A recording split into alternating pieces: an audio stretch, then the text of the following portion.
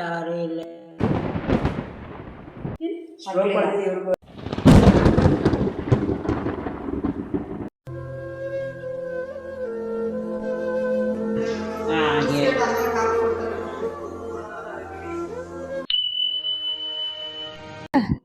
Guys, ಇವತ್ತು ಚನ್ನಪಟ್ಟಣದಲ್ಲಿದೀವಿ. ಏನಕ್ಕೆ ಬಂದಿದೀವಿ ಅಂತ ನೀವು ತಿಳ್ಕೊಬೇಕು ಅನ್ನೋಗಿದ್ರೆ ಕೊನೆ ತನಕ ಈ ಒಂದು ವಿಡಿಯೋನ ನೋಡಿ. ಮೇಲ್ಬಾ ಗುದಿಸ್ಕೊಟ್ಟದರು.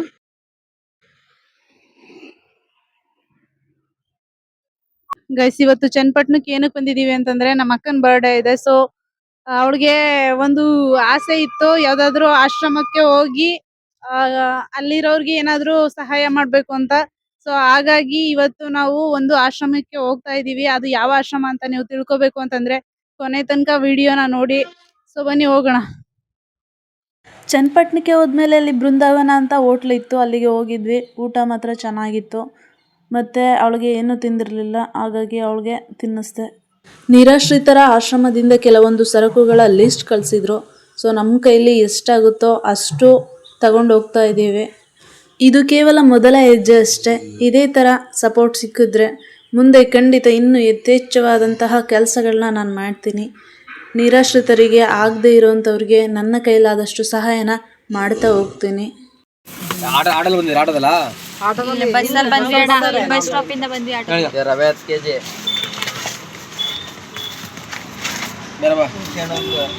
ಸಕ್ಕರೆ 2, ಬೆಳ್ಳುಳ್ಳಿ 1, ಕಡಲೆ ಬೀಜ 1 kg, ಮೆಣಸಿನ್ಕಾಯಿ ಅರ್ಧ, ಕಾಯಿ 5,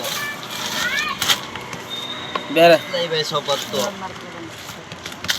10, ಕ್ಲಿನಿಕ್ ಪ್ಲಸ್ 3 ಶೀಟು, ನೀರು 1 kg, ಹರಳೆಣ್ಣೆ ಅರ್ಧ ಲೀಟ್ರು, 90. ಆಮೇಲೆ ಇದು ಮಟನ್ ಮಸಾಲ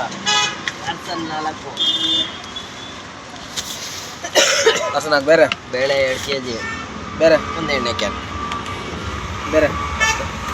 ಸಾಕು. ಇದೆಷ್ಟನಪ್ಪ? ನಿಮ್ ಮಾಡಿಲ್ಲ ಮಾಡಿ ಅಂದ್ರೆ ನಿಮ್ಮನ್ನು ಮಾಡ್ತಾರೆ.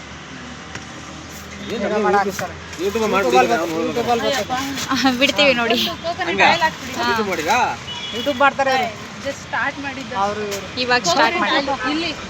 ಇವ್ರಿಬ್ರು ಅಂಗಡಿ ಇಂಪ್ರೂವ್ ಆಗಲಿ ಅಲ್ವಾ? ಇದು ಸ್ವಂತ ನಿಮ್ದೇನಾ? ಸಾಕು.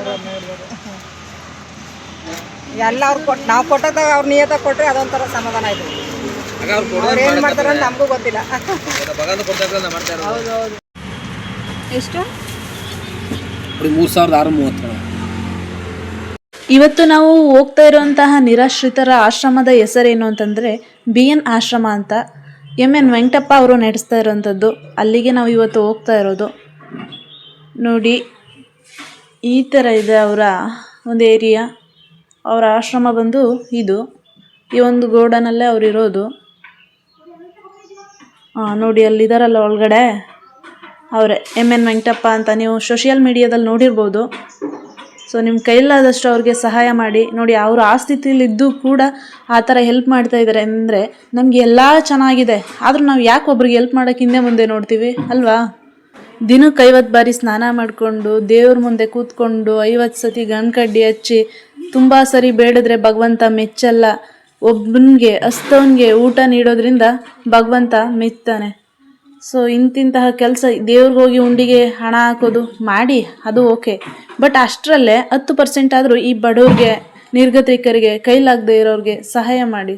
ಗೈಸ್, ನಿಮ್ಮ ಬರ್ಡೇ ಆಗಿರ್ಬೋದು ಅಥವಾ ಆ್ಯನಿವರ್ಸರಿ ಆಗಿರ್ಬೋದು, ಯಾವುದೇ ಥರ ಫಂಕ್ಷನ್ ಇರ್ಬೋದು, ಈ ಥರ ನಿರಾಶ್ರಿತರ ಆಶ್ರಮಕ್ಕೆ ಬಂದು ಎಲ್ಪ್ ಮಾಡೋದಿದೆಯಲ್ಲ, ಅದು ಹೊಟ್ಟೆ ತುಂಬ್ದವ್ನಿಗೆ ಅನ್ನ ಹಾಕೋದಕ್ಕಿಂತ ಹಸ್ತವನಿಗೆ ಅನ್ನ ಹಾಕೋದಕ್ಕಿದೆಯಲ್ಲ, ಅದಕ್ಕೆ ತುಂಬ ಬೆಲೆ ಸಿಗುತ್ತೆ.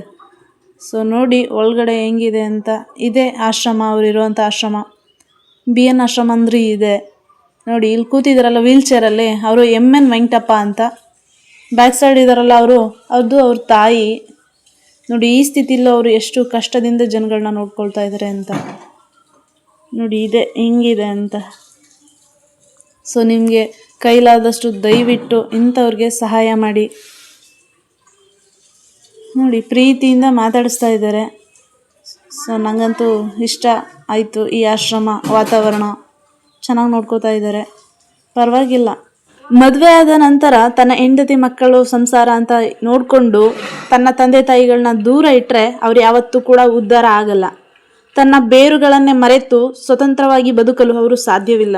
ಸೊ ನಿಮ್ಮ ತಂದೆ ತಾಯಿಗಳು ನಿಮಗೆ ಬೇರಿದ್ದಂಗೆ, ದಯವಿಟ್ಟು ಅವ್ರನ್ನ ಕೊನೆ ತನಕ ಚೆನ್ನಾಗಿ ನೋಡ್ಕೊಳ್ಳಿ. ಅವರಿಲ್ಲದೆ ನೀವು ಏನನ್ನೂ ಮಾಡೋಕ್ಕಾಗಲ್ಲ. ಅವ್ರ ಆಶೀರ್ವಾದ ಇಲ್ಲದೆ ನೀವು ಏನನ್ನು ಸಾಧಿಸೋದಕ್ಕೂ ಆಗಲ್ಲ, ನೀವು ಚೆನ್ನಾಗಿ ಬದುಕೋಕ್ಕೂ ಆಗಲ್ಲ. ಅವರನ್ನು ಯಾವತ್ತೂ ಕೂಡ ಈ ಥರ ವೃದ್ಧಾಶ್ರಮಕ್ಕೆ ತಂದು ಹಾಕ್ಬಿಡಿ. ಅವರ ನೋವು ಏನು ಅಂತ ಅವರ ಮಾತುಗಳಲ್ಲಿ, ಅವ್ರ ಕಣ್ಗಳಲ್ಲಿ ಎದ್ದು ಕಾಣ್ತಿತ್ತು. ಒಂದ್ಸತಿ ನಿಮ್ಮ ತಂದೆ ತಾಯಿಗಳ ಬೆಲೆ ಗೊತ್ತಾಗಬೇಕು ಅಂತಂದರೆ ಇಲ್ಲಿ ಬಂದು ಅವ್ರ ಮಾತುಗಳನ್ನ ಕೇಳಿ. ಅವ್ರು ಹೇಳಿದ ಮಾತು ಅವ್ರ ಮನಸ್ಸಲ್ಲಿ ಏನು ನೋವಿತ್ತು ಅಂತ ನೆಕ್ಸ್ಟ್ ವಿಡಿಯೋದಲ್ಲಿ ಹಾಕ್ತೀನಿ. ಸೊ ಲೆಂತ್ ಆಗುತ್ತೆ ಅಂತ ಅಷ್ಟೇ. ಸೊ ಇಷ್ಟ ಆಗಿದ್ರೆ ದಯವಿಟ್ಟು ಲೈಕ್ ಮಾಡಿ, ಶೇರ್ ಮಾಡಿ, ಕಮೆಂಟ್ ಮಾಡಿ. ಹಂಗೆ ಈ ನಿರಾಶ್ರಿತರ ಆಶ್ರಮಕ್ಕೆ ಬಂದು ನಿಮ್ಮ ಕೈಲಾದಷ್ಟು ಸಹಾಯ ಮಾಡಿ. ನಿಮ್ಮ ಕೈಲಾದಷ್ಟು ಅಂತಂದರೆ ಕೋಟಿ ಆ ಥರ ಏನಿಲ್ಲ.